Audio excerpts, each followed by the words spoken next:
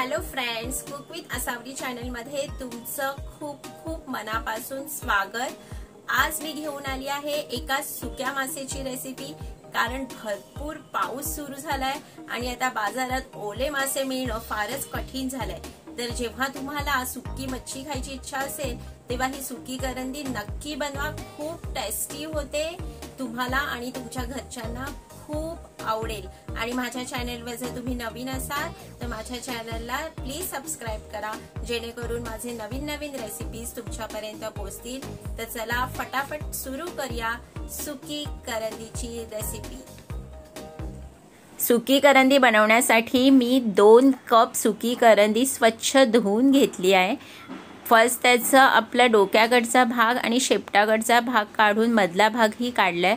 एकदम साफ केली आहे सुकी करंदी। त्याच्यानंतर स्वच्छ पाण्याने धुवून आता त्याला 5 मिनिटं कोमट पाण्यात भिजत घेतली आहे। याबरोबर मी 8 ते 10 लसूण पाकळ्या ठेचून घेतल्या आहेत, 1 हिरवी मिरची, 8 ते 10 कोकम आणि 3 कांदे बारीक चिरलेले घेतले आहेत। सुक्या मच्छीत कोकम किंवा कैरी तुम्ही वापरा, आंबटपणा फार छान वाटतो।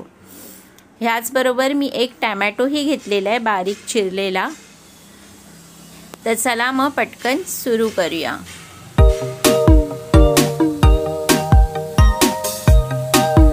एका कढईत मी 3 टेबलस्पून ऑइल गरम करायला ठेवले।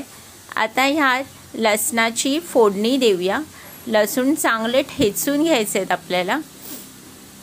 लसूण चांगले फ्राय झाले की त्यात आपण 1 हिरवी मिरची बारीक कापलेली आणि 3 बारीक चिरलेले कांदे घालूयात। कांद्याला पण चांगलं परतून घ्यायचे आपल्याला, कांदा नरम होईपर्यंत।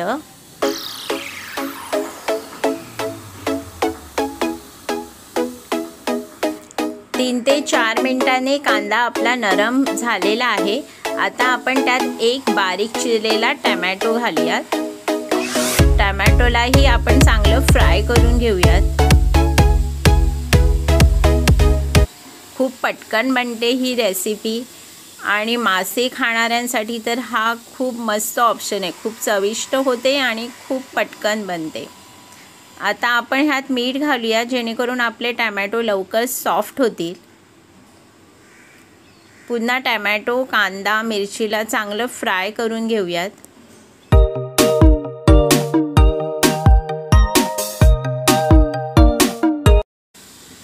आता आपण यात सगळे ड्राय स्पाइसेस घालूया। ड्राय स्पाइसेसमध्ये 2 चमचे आपला घरगुती मसाला रोजच्या वापरातला, 1 चमचा गरम मसाला पावडर आणि अर्धा चमचा हळदी पावडर। जास्त मसाले नाही घालायचेत आपल्याला। आपला घरगुती लाल मसाला, गरम मसाला, हळदी पावडर। खूप चविष्ट होते करंदी आपली। मसाल्यांनाही चांगलं फ्राय करून घेऊयात।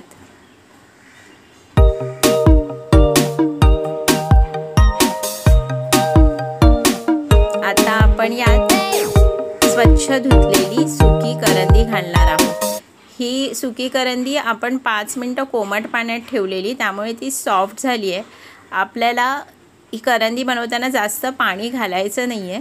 जास्त पाणी घातलं की त्याची टेस्ट निघून जाईल। त्याच्यामुळे आपण त्याला 5 मिनिटं गरम पाण्यात ठेवलं होतं, जेणेकरून ते सॉफ्ट होईल।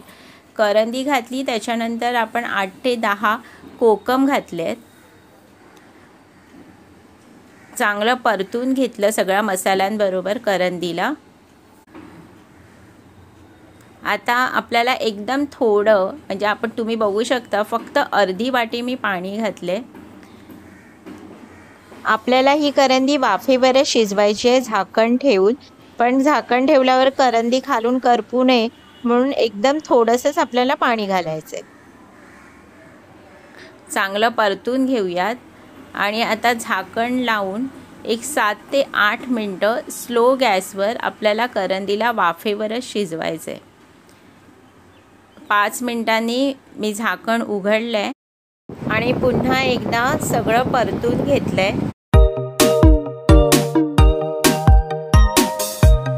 आता पुन्हा 3 ते 4 मिनिटांसाठी मी झाकण ठेवलंय स्लो गॅसवर वाफेवर।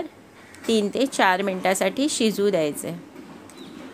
आपण एकदम थोडं पाणी घातलं होतं जेणेकरून आपली करंदी खाली करपायला नको.